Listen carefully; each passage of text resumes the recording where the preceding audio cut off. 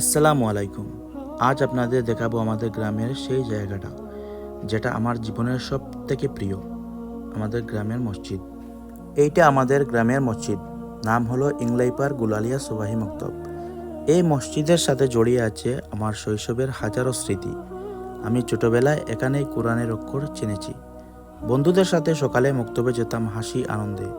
আজও মনে পড়ে আজানের সেই সুর আর ছোট ছোট কণ্ঠে কোরআন তেলাওয়াতের মিষ্টি আওয়াজ।